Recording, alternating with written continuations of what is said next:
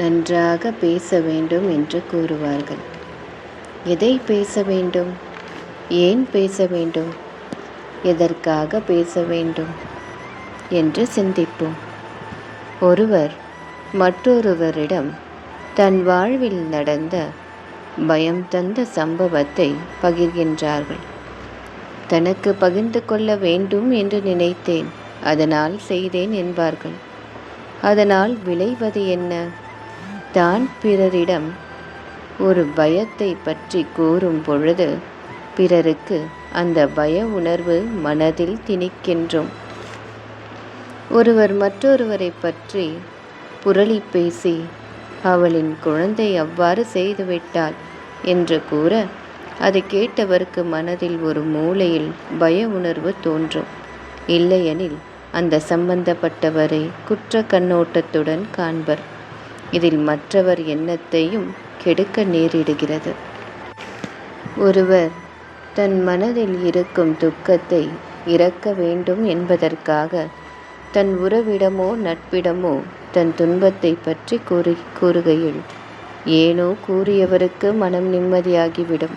ஆனால் அதை கேட்பவருக்கு ஏன் தன் நண்பனின் வாழ்வு இப்படி இருக்கின்றது, என்ன செய்யலாம் என்று சிந்தித்து செயல்பட்டு தன் நண்பனை வெளியில் கொண்டு வருவது ஒரு விதம். ஆனால் புலம்பலை மட்டும் கேட்டு ஒன்றும் செய்ய முடியாமல் போன நண்பனுக்கு மனம் பாரமாகத்தான் இருக்கும். இதில் துன்பம் தனக்குத்தான் என்று சிந்திக்க தெரிந்த மனதிற்கு அதற்கு தெளிவான தீர்வையும் சிந்திக்க தெரிய வேண்டும். நினைப்பதெல்லாம் பேசி எனக்கு தெரிந்ததை சொல்லிவிட்டேன் என்று தன் சிந்தனைகளை மற்றவரிடம் திணிப்பவர்களும் உண்டு. பேசுவதற்கு முன் மற்றவர்கள் அதை கேட்பார்களா? அவர்களுக்கு அது தேவையா? அது பேசும் இடம்தானா என்று சிந்திக்க வேண்டும். சிலர் பொழுதுபோக்குக்காக பேசுவார்கள். அதில் உண்மையான நட்பு இருக்காது, உண்மையான உறவும் இருக்காது. நட்பான பேச்சும் அன்பான உறவின் பேச்சும் ஆபத்தில் வந்து நிற்கும்போது நல்வாழ்விற்காக வழிகாட்டும். அப்படி இல்லாமல் தன் ஆசைக்காக தொடரும் உரையாடல் யாருக்கும் பயனின்றி காலத்தையே வீணடித்துவிடும். சிலர் மற்றவர்கள் நன்றாக இருப்பதையும் நன்னெறியில் வாழ்வில் முன்னேறுவார்கள். அவர்களிடம் சிலர் அவர்களின் செயலை குறித்து கூறி நொடிப்பொழுதில் அவர்களின் நம்பிக்கையை கெடுத்து விடுவர். காதில் எதை கேட்டாலும் தீர ஆராய்ந்து சிந்தித்து செயல்படுவதே நல்லது. தனக்கு கோபம் வந்தால் சிலர் தன் வீட்டில் இருப்போரையோ தன் பிள்ளைகளையோ தன் உறவையோ தனக்கு கீழ் இருப்பவர்களை தன் மனதில் தோன்றியவாறு திட்டி விடுவார்கள். ஏன் தெரியுமா? அவர்கள் பதில் பேச மாட்டார்கள் என்ற நம்பிக்கையில் திட்டுவார்கள். பிறரின் மனம் துன்பத்தில் வீழும் என்பதை சிந்திக்க அவர்களின் சினம் இடம் கொடுப்பதில்லை. சில தருணங்களில் ஒரு துக்கமான நிகழ்வை நினைத்து கொண்டோ இல்லையெனில் யாரிடமோ இருக்கும் வெறுப்பை மனதில் நினைத்து கொண்டு அந்த எண்ணங்களோடு பயணிப்பார்கள். அப்படி பயணம் செய்யும் பொழுது கண்ணில் பட்டவர்கள் மேலெல்லாம் கடிந்து பேசுவார்கள்.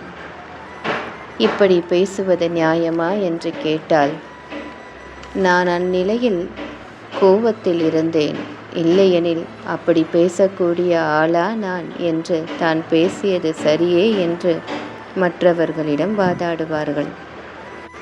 சிலர் பிறர் தன் கட்டுப்பாட்டுக்குள் வர வேண்டும் என்பதற்காக அதிகாரமான சொல், இல்லையெனில் அவர்களுக்கு சாதகமான சொல்லை சொல்லுவார்கள்.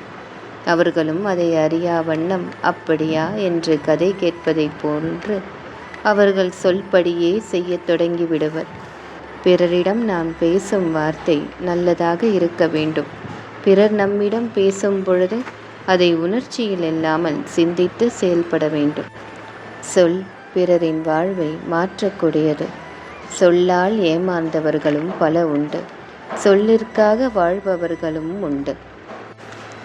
ஒருவரிடம் பேசும் பொழுது அவர் எந்த நிலையில் இருக்கிறார்கள், என்று தெரிந்து கொள்வது நல்லது. நம் வார்த்தைகள் பிறரை துன்புறுத்தாமல் பயத்தில் தள்ளாமல் இருப்பதே நல்ல உறவாகும். நம் சொல் துன்பத்தில் இருப்பவரை வெளியில் கொண்டு வர வேண்டும். அதுவே நட்பாகும். நம் சொல் பிறரின் வாழ்வை நல்வாழ்வு படுத்துவதற்காக இருக்க வேண்டும். அதுவே உறவாகும். பேசும் வார்த்தைகளில் நல்ல உறவையும் நட்பையும் பெற்றிடலாம். பேசும் வார்த்தைகளில் நல்லவர்களை காப்பாற்றிடலாம்.